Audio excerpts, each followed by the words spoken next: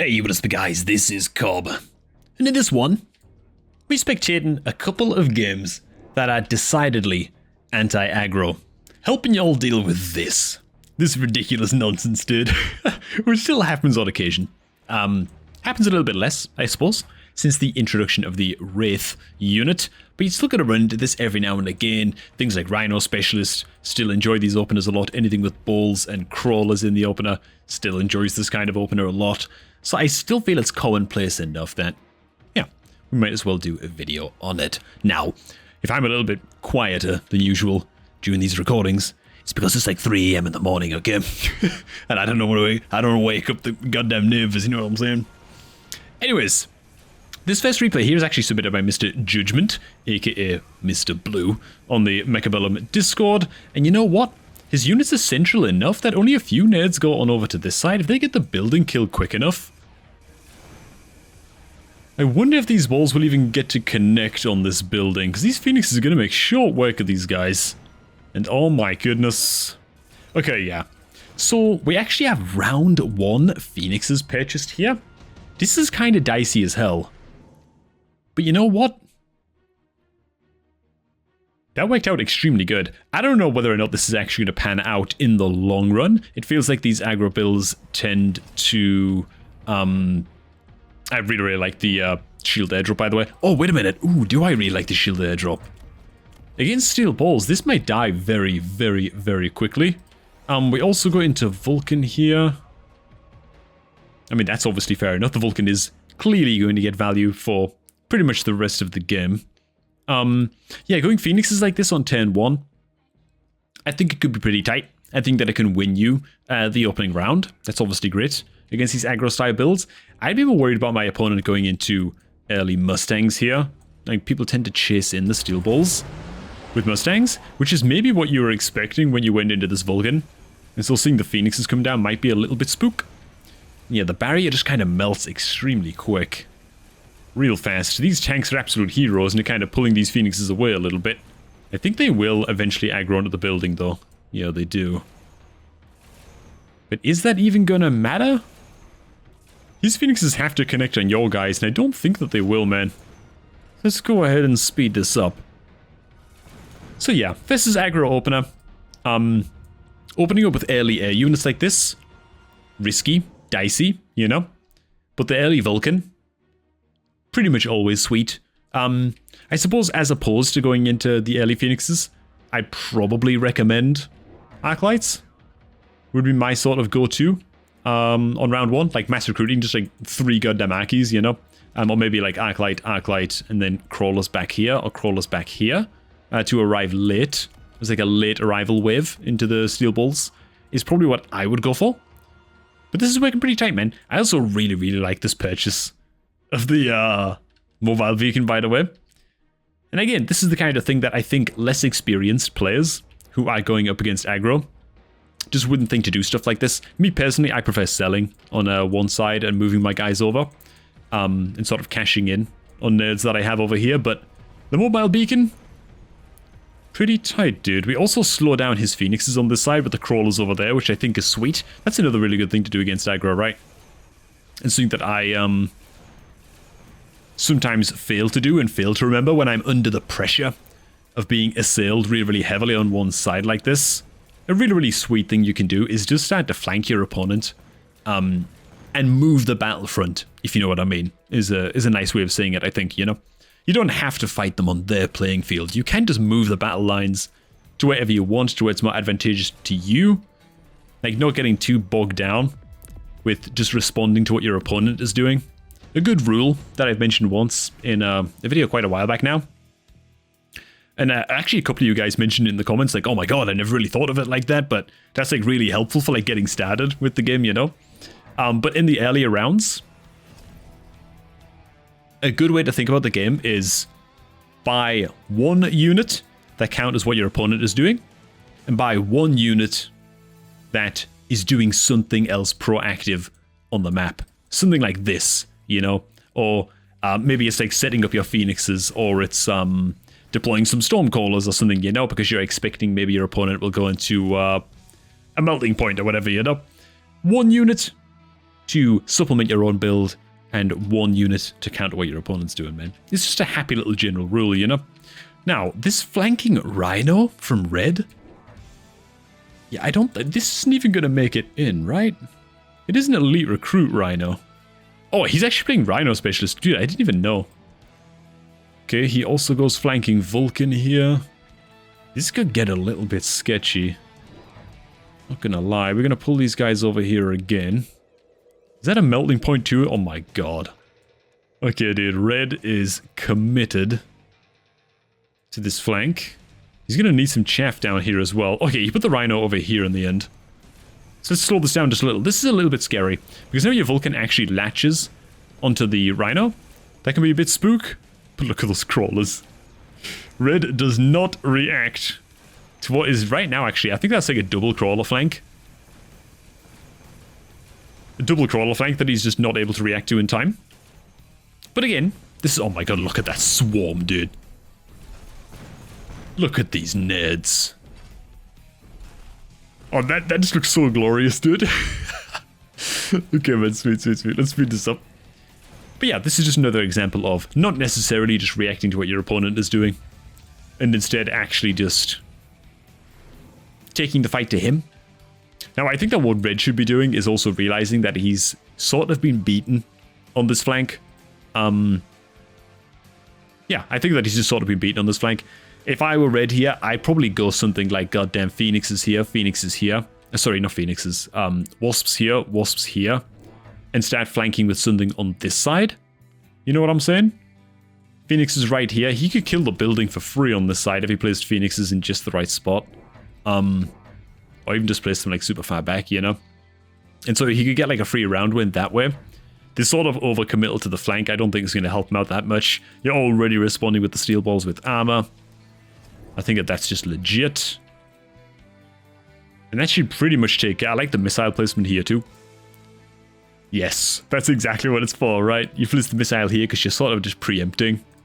But your opponent is going to knock some chaff down over there as well. That's why if you're going to start flanking with giant units like this, if like you're the aggro player, you almost always want to flank with a fortress. And then on the next turn, you buy fortress barriers so that they can protect whatever chaff is loading in while they spawn in, you know? Is typically how you want to do it. But I'm pretty sure these guys are just going to get absolutely mulched, man.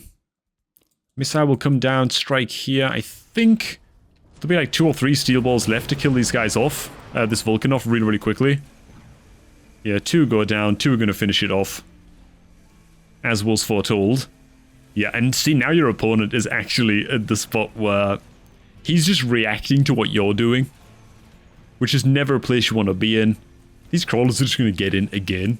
Somehow. And take care of this flank. And at this point, I don't think your opponent can stop this. You will get the building kill here. Oi, oi, oi, oi, oi. You know what? Your opponent actually turns this.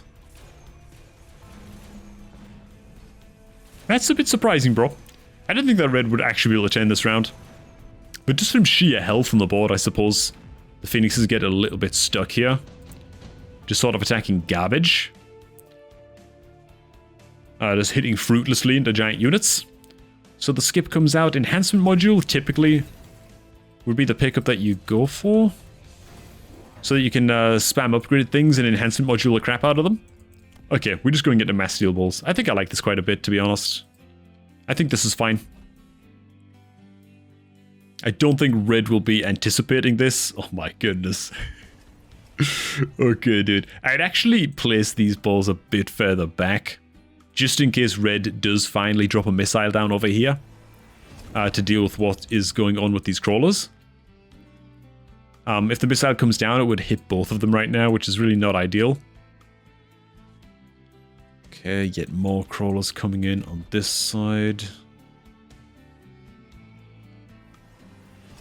Alright, these crawlers are just going to run all over the goddamn place and try and distract. I like that. They're going to buy quite a lot of time. I like that quite a bit. I think we could honestly use like a second Vulcan here, to be fair.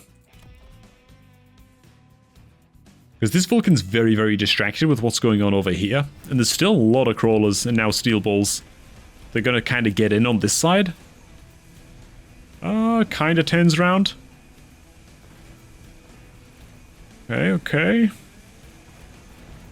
Yeah, it's just a lot of chaff now. I don't think one Vulcan here is quite enough anymore.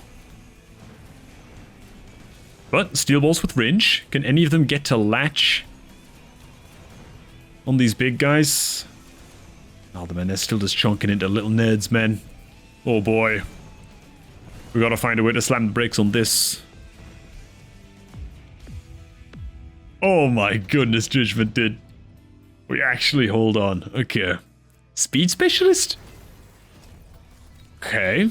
That's a little bit surprising to see speed specialists come out. Also, tech upgrades coming out on the crawlers, even though opponents running 3 Vulcan. A little bit on the questionable side. More steel balls. We could just go like mass missiles here, maybe, just to kill off all of these crawlers on this side really, really fast. Looks like we are kind of missiling here a little bit. Just have 200 supply left to go. We go plus mobility over here. These nerds are a little bit troublesome. Okay. So the source on the flanks isn't quite paying off anymore. I feel like we're kind of lacking a core carry unit to the Blues army right now. Like, we're relying very, very, very heavily on the steel balls. Opponent hasn't leveled Phoenixes, so it's not all bad. He's basically got 2 Phoenixes that can effectively take care of the balls, right? So it's like not the worst. Honestly, with this many ground units, this were me. I think I'd even be looking to go into like Scorching Flames range enhancement. And just get like a second Vulcan down here or here, you know? And just make it like a crazy carry Vulcan build. Is probably what I'd be looking to do. But that's just me.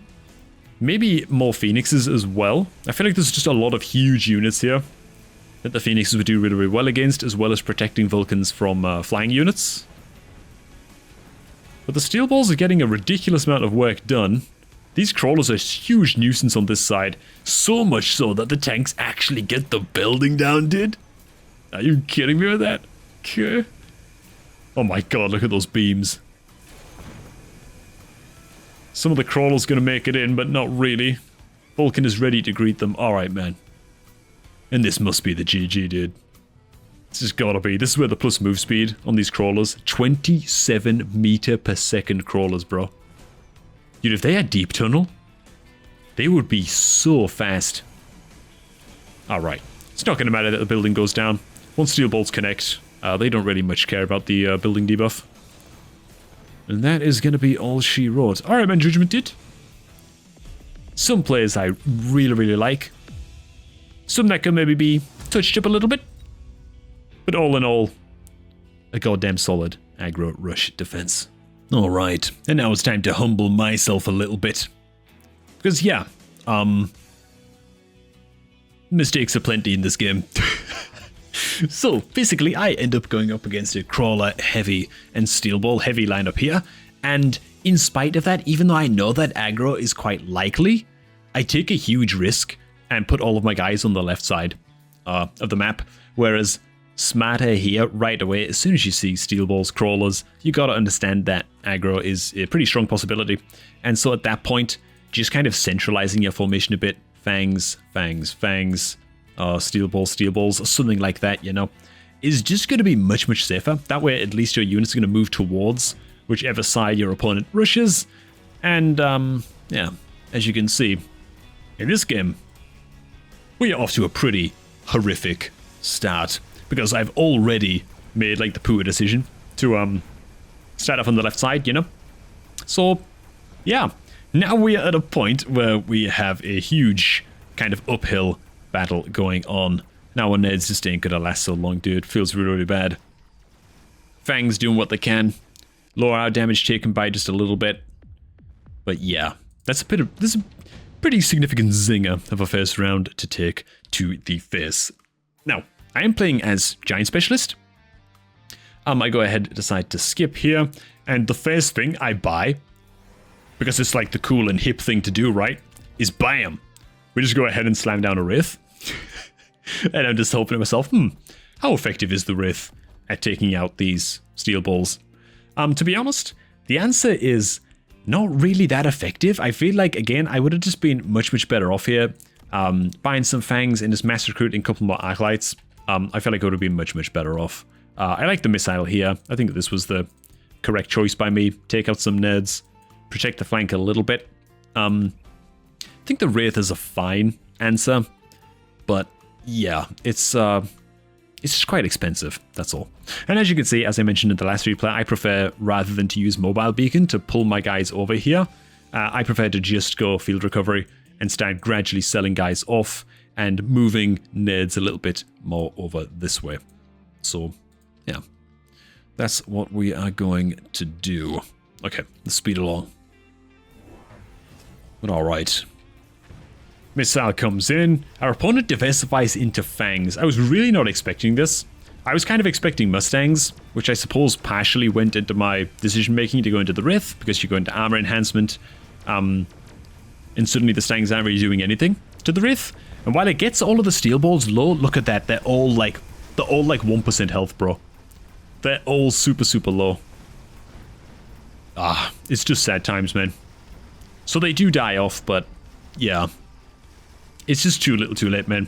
So we have a few nerds left alive here, but at the end of the day, they're just up against too many steel balls. By the time our reinforcements get over here, the building debuff has worn off, and I'm just outnumbered by fangs at this point. So a decently successful attempt at coming back in this round. Would Acolytes have done better? I actually don't really know. I wish I could replay that round and find out, to be honest. Tech Specialist. I like this. Yeah, pretty much every game I like Tech Specialist. I think it's great. I could end up going into Missile Strike here. Missile Strike is just pretty damn effective when you're against aggro and they're all super bunched up like this. People who are playing aggressive and have units to level up typically don't want to spend a couple hundred supply on early barriers to cover their nerds. So I finally do go into some Acolytes here. As you can see, we sell off the steel balls here as well, which I was a little bit spooked by. I'm like, bro, if he levels up his steel balls here and I don't have any steel balls on the field to kill off his leveled balls, we might be in a bit of trouble, man. So I'm just kind of hoping that the Wraith is going to be able to pull this off. But yeah, let's just see how this pans out, shall we? Now that we have the two Acolytes on the field. Now, the biggest concern is, like, again, I'm not really expecting to win this round. I'm just hoping to do good enough to kind of hold on and not lose too much health. We don't really have enough chaff over here to adequately protect these two Acolytes, so they're going to end up getting run over, in my prediction, pretty quickly. I think that maybe a bit of a smarter play here might have been to put one unit on the flank, just a Phoenix or something, to get the building kill on this side, just for one round. And yeah, as you can see, this first Acolyte goes down super quick. This one's actually okay. The Fangs actually do a much better job of protecting this guy. But this is me not following my own advice, right?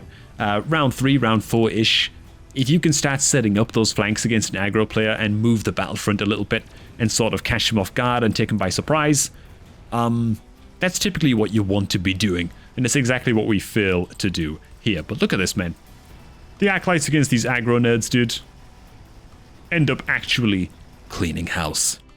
So good times. Yeah, he's going to aggro my little ocean Fang units here.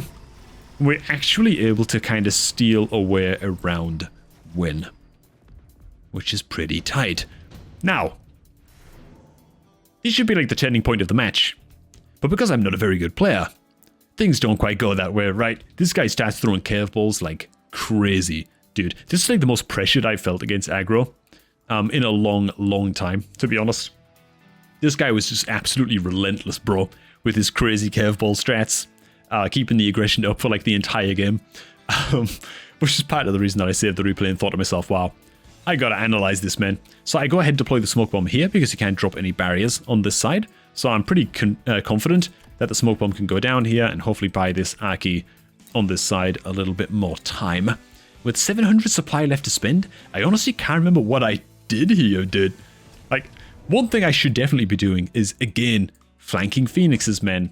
That's what I should really be doing. Again, I'm also playing Giant Specialist, man. Like, where's my Overlord, dude? I'm just overly reacting to what he's doing, you know? While the chaff here is good, this is a little bit too far away from this acolyte, by the way. I think this chaff should be a bit further forwards and maybe like here-ish, something like this. This acolyte is still just too exposed here, so this is a slight mispositioning. But yeah, I should be going into Overlords here, man.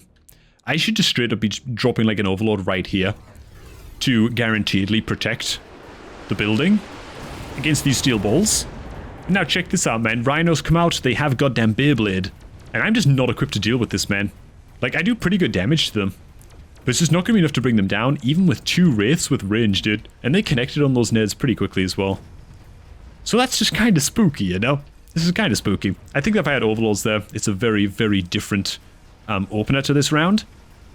But as such, these Beyblades are just going to do too much damage. Do I actually get the Beyblade dead? I can't even remember. Oh my god, the Fangs actually get the Beyblade dead.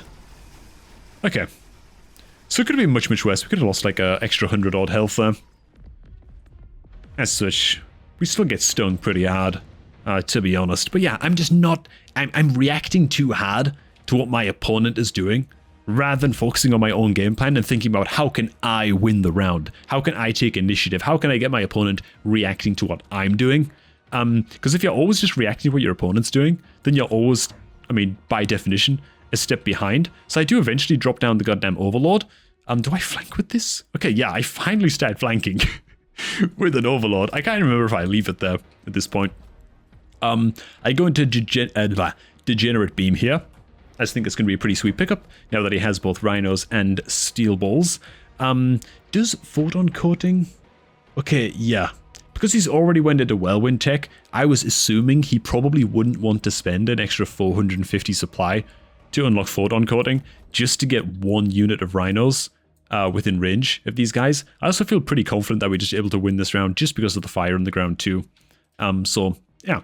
I'm anticipating this being a pretty big swing round for us. Now, one thing we are missing here as well is just 1 extra backup unit here on the side. Just to guard against things like Rhinos coming in from this side, or flanking balls, or flanking crawlers, or something. Like, we're super exposed over here, so even though we have a little bit of building health purchased, this side is just still super, super exposed. For going into round 5 and having no defenses back here, it's just kind of going to be bad news. But hey, we finally do what we should have done forever ago, and get the Overlord on the flanks. Now he pushes in like an absolute madman with Photon Emission. My hope is that the Wraith is going to be able to burn these guys down before they get to the building. And as his building drops, I think we hold this round, even with his Photon Emission, which is pretty damn good for us. And so the Wraiths are finally starting to get some value. I think that the biggest problem here, though, is that I just bought them too soon. I just bought them much, much too soon, and they weren't really doing anything for those opening rounds. I think these are actually the first levels that I'm finally getting on these Wraiths, you know? So they really haven't done a lot until now. I think I just picked them up way too soon in this matchup. And while they're really, really good against aggro, I feel like, especially as Giant Specialist, you just have better options that you can pick up nice and quickly to kind of slam and stop things like Steel Ball Rushes, right? So I still have the Rhino on the flank. We're anticipating him reacting to that now, which, again, that's why we're doing this, right? That's why we're making like these flanking plays against aggro. It's to make them start reacting to you. You know, I was always planning on selling this Overlord on this flank and just sort of moving these guys down, protect this building a bit.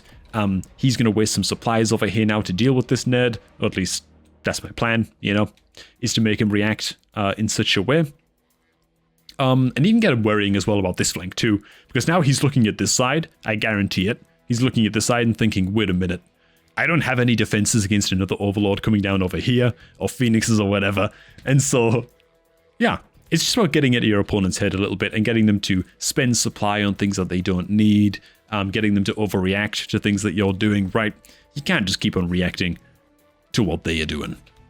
I think something else I should prioritize doing as well, and I can't remember if I do it in this game, is I feel like I could really use more Fangs like over here, like I mentioned earlier on, but also giving the Fangs portable shield would slow him down by a hell of a lot. Now the Rhinos actually with Photon Coating are just going to make it straight into the building. And this is what I mean about that crazy relentless pressure. I wasn't sure if I'd be able to hold him or not. Look at this, man. Even goddamn wasps piling in now on these wraiths, which I don't think is a very good buy from him, by the way. Going into wasps like that. Did he go into wasp swarm? No, he didn't.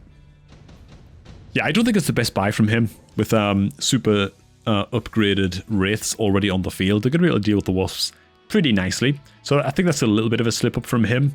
And yeah, look at this, man. He reacted with a crap load of fangs on both sides, dude. On both sides, actually. Just because of one flanking overload, you know? That we ended up selling off anyway. Here, should I have gone into Ion Blast? Maybe Ion Blast would have just been better, man. At this point, I just say screw it and just start spamming missiles everywhere. I still don't like how little I'm protecting this flank, to be honest. Yeah. I'm just absolutely intent on him stopping him from killing this building here at this point. And to be fair, this is a little bit of a curveball too.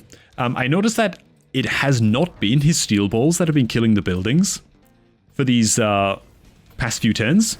It's been the rhinos. It's been the rhinos every single time. And so the steel balls aren't actually connecting on the buildings. They're getting really, really held up on the chaff. They're coming in behind the rhinos. They're getting kind of blown up before they get close. It's the rhinos with their goddamn photon coating that are making it in. So I just dump a whole bunch of health onto this building right here and just think to myself, okay, if the rhinos connect, they're going to need like, I don't know, 10 seconds of uptime on this building or something if they're actually going to get it dead. And so that's my thinking, man. And so as you can see, the steel balls coming in. They're not actually going to get to connect all so well because they don't have the photon emission. And this time, this rhino fails to get the kill on the building, which is kind of massive. Now, his fangs are also sort of getting out of hand as well. Which sort of sucks too. Honestly, his fangs was something that just sort of went under my radar by quite a bit. I should just gone into some Mustangs by now. I think I went too heavily into the wraiths. I think that's a bit of a problem. Keeping an eye on how many fangs your opponent has built is something that you should be doing pretty much every single game, you know? Just because as soon as your opponent has like 6 or 7 units of fangs, suddenly they buy like range and mech rage or range and ignite or even range and shield. And those fangs just become like absolute raid bosses. They become like an army of ants. That's extremely problematic, you know? So yeah, I'm going to drop the smoke bomb down again here, this time to try and counter the fangs a little bit, rather than putting it on this side. And I go ahead and slam a Vulcan with the barrier that we just picked up.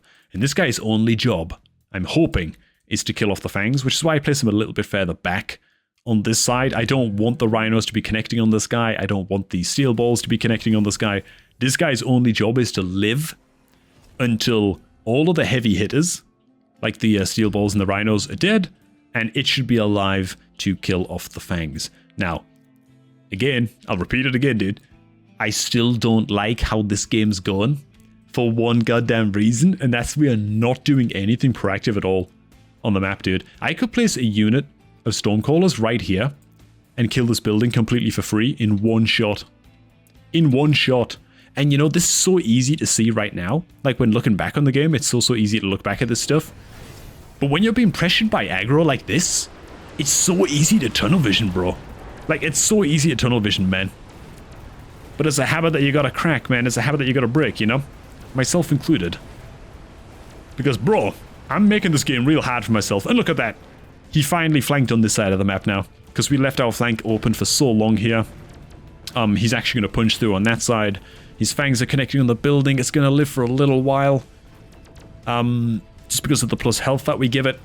The Vulcan is gonna torch these nerds. And the Wraith at this point is strong enough to just kind of melt the geeks that are coming in late on this side. That massacred our building. Oh my god, he still has lots of nerds left alive over here, dude. Holy crap. Okay, finally goes down. But look how much of a slugfest this is, dude. Like, this match did not have to be this hard. Do you know what I'm saying? This did really not have to be this hard, man. Okay. I'd imagine I should probably go into Ion Blast here. Okay, yeah, I do finally go into Ion Blast. It's just going to be good for killing off his chaff. That's it. Do I smack it here? No, we smack the fire here to kill off all of the little nerds. Must put the iron blasters there. And on this side, this is just too much for me to react to super early on. I have no idea how much crap he could be sending on this side now, so I'm pretty sure I just dumped like a bunch of missiles here and like 1 unit of something, if I remember correctly. But it's like, dude, it's already too late, you know? He got like 3 units loaded in there. Like, if I just had 1 unit of fangs here, he never gets to make this play, you know? He never gets to make this play. And now it's like too late to kind of deal with this. Because for all I know, he could spawn in a goddamn overlord here next turn or something, you know? And then we've got like huge problems. So he actually does have photon emission again this turn too. So I've got to be a little bit mindful of that. Not that there's a whole lot we can actually do about it. I think that was me selling off an arc light here. Just to kind of redistribute those funds elsewhere. These wraiths are getting super OP at this point. But even though they have armor enhancement, with him having ignite on his fangs, like they can only do so much. Okay. That's plus speed, it's just a bunch of upgrades. Okay. So luckily for me, the missiles kill almost everything he has over there. But I think it's going to be like a similar story, man. His Iron Blast is going to mulch our Vulcans here now as well. Which is just a bit sad, to be honest. Now the Phoenix has come out, and so the Wraiths can only do so much here as well. Especially as this building drops. Do these actually get these kills? Oh my god. Okay, the Wraith's actually coming in big for us at the end there. Yeah, these later rounds, I can't actually quite remember how they went. But I guess to go something to the tune of Wraiths absolutely popping off. But yeah, holy crap. It is really interesting to watch your own replays back. Those really scrappy wins. And kind of check out all of the things that you could have done better. And that you kind of made a bit of a pig's ear of, you know? And there's plenty of them in this game. That we could have done a lot better, man. Much better. If I could choose again here, I probably would go Portable Shield if I could select again. Portable Shield on probably our max level Wraith here, the level 4 Wraith. Let's take a 100k shield for 50 supply. That would have been much better than skipping, but alas, we skip. Drop a Wraith over here. We also go really heavy on the carry Wraiths now as well. Which I think is a fine choice for us, as long as we click the range button, which we did. Feels like the Wraiths are getting to the point where they can kind of just slay everything. So, yeah, but look at this, man. I'm still missing this gun. I'm still missing this opportunity to just dump Stormcallers here and just kill this. For free. Right away at the start of the game. And all of his units are right there, so it's not like we'd take a long time to connect. You know? Bro. Oh, it's so sad. Dude, I wish I could take control of this replay right now. And just make the correct play. And just slam some goddamn Stormies here. Or like here, or whatever, you know? And just get this kill and just study how differently this next round is about to play out. Yeah, so he doesn't add anything else to the flank over here on this side. The Wraith on that side is going to take care of it now. And now that we have absolute max carry Wraiths, we're finally at the point where we just absolutely eviscerating his nerds. As you can see, a goddamn War Factory gets dropped in his front, which is producing Phoenixes. But I'm pretty sure at this point my Wraiths are just strong enough to kind of pepper these Phoenixes down pretty damn quickly. Which is exactly what's happening. Even the Wraith over here does like 40% of this nerd's health as damage. And as we kill off the building, do we have the move speed to get over here? Yeah, we do. Sweet, okay, yeah. So this actually is the last round. Alright, man. The War Factory curveball came a little bit too late for him, to be honest, to maximally benefit from that. But hey, that's going to be the end of the video, man. So I hope you all enjoyed. I hope seeing my mistakes helps to propel you to new heights against these aggro-style openers, man. If you see steel balls, if you see crawlers, if you see bloody rhino specialist, Like, oh, this guy actually wasn't Rhino Specialist, okay, he was Speed Specialist. But all of the clues were there, is what I'm saying. That I should have been ready to go with a central formation, start dealing with aggro straight away. His flanks were open for a lot of the game. As the game went on, I was too slow to cover my own flanks. I totally missed opportunities to bomb his buildings and steal some free round wins, which is super, super important against aggro as well.